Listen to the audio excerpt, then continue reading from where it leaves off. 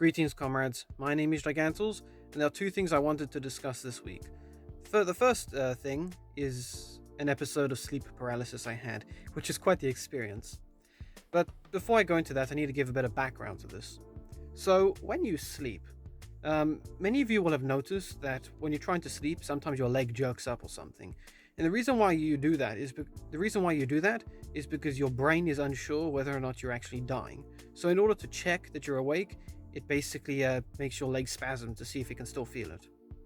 Yeah, when your leg jumps up in the middle of the night for no reason, it's because your brain is saying, "Hold on, are we dying or not?" Uh, yeah, I know, it's really weird.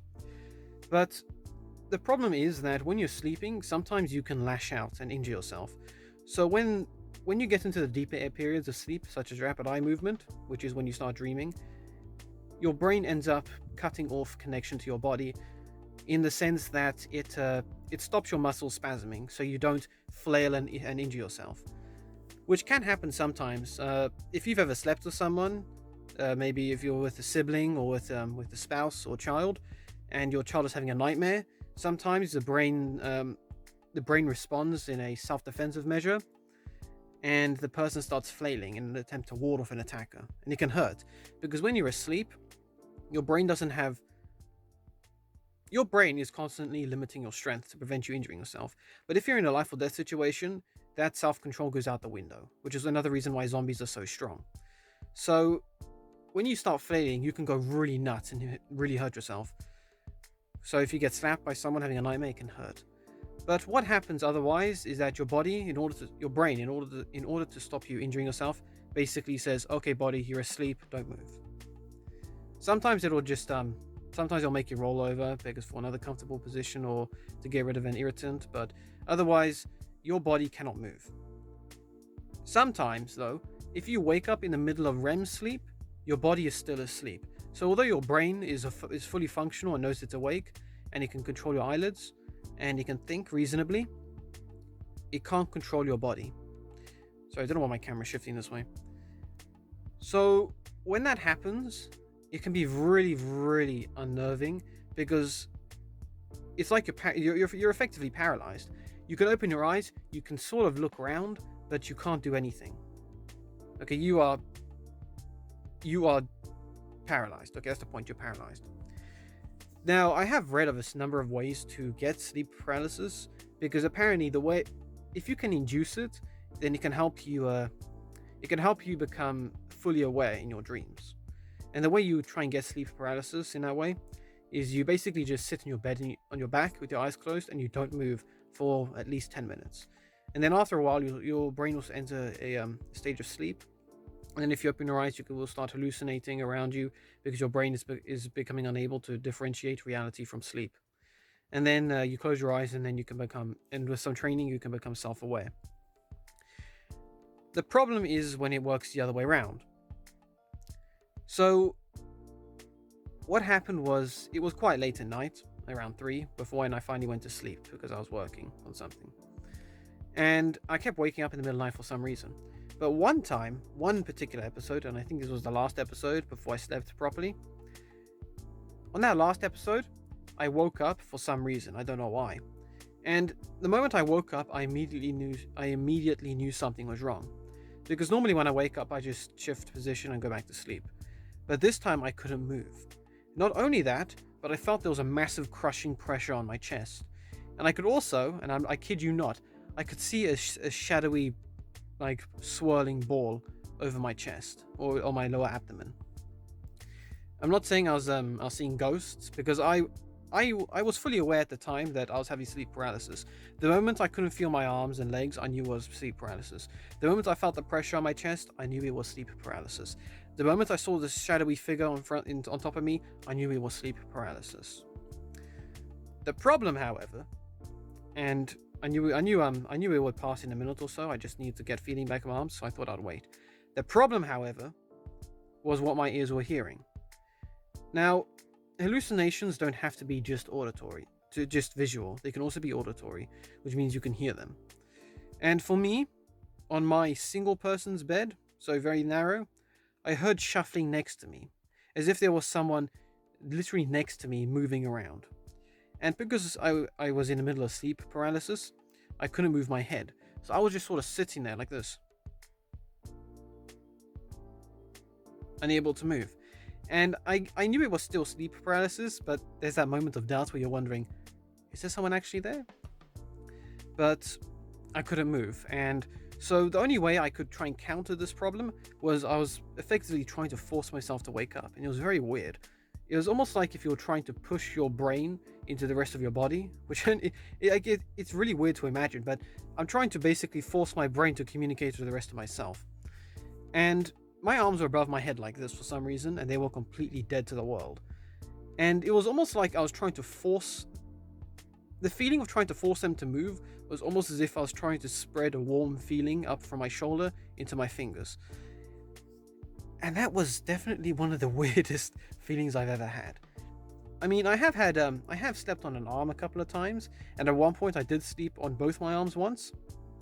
And that was one of the scariest moments of my life, because I literally woke up in bed and I just felt myself in bed with these two warm things next to me, and I was wondering, what are these things? And I got up and I was trying to move, and I realized I can't move. Oh, they're my arms. I slept on my arms to the point that they were completely numb, and they were effectively just limp bits of bone and meat hanging down. And I can tell you that you do not realize how heavy you actually are because of your bones and muscles holding your arms and legs in place. You don't know how heavy you actually are until you can't feel them. I was trying to lift up one of my arms when I finally got feeling back into it, and I could not believe how heavy it was without the assistance of my skeleton. But it was incredibly hard to regain feeling in my limbs before I could finally say, okay, I'm up. Now where's that weird noise coming from? And as expected, there was nothing there. And I'm not going to say that this was some sort of demonic possession or anything, because I know the brain does create such hallucinations when it wakes up prematurely from sleep.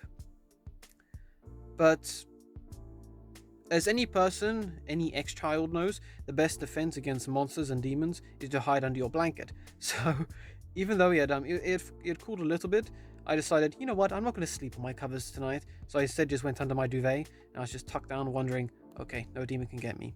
And I slept like a log for the rest of the night. But yeah, that was an interesting experience with sleep paralysis. It was my first time. I knew everything to expect. I knew to ignore the pressure on my chest. I knew to ignore the any shadowy figures I might see, and I knew to ignore any auditory sounds. I knew to ignore any sounds I heard, and I knew to be prepared for the fact that I can't feel anything and I can't move. But it's still quite the experience in itself. If any of you do get sleep paralysis, just know that it's a dream, that you're just hallucinating, and in a minute or so it will pass. Otherwise, don't panic too much. I know that it may be quite hard to think, okay, well, how can I not panic if there's a man wielding an axe over my head? But again, if you can't move, and I recommend biting your cheek, because that's how I realized I was awake before, even though I couldn't move the rest of my body. Just know that you're hallucinating and it will all come to pass, especially if you focus on it. I focused on that shadowy figure for a few seconds and it disappeared. Otherwise, yeah, sleep paralysis, not fun, but livable. The second thing I wanted to talk about was my father's corn crop. So you've probably seen in a couple of my videos, or you've seen in my Staying Cool in This Heat 2022 video, that my dad's growing corn in near our greenhouse.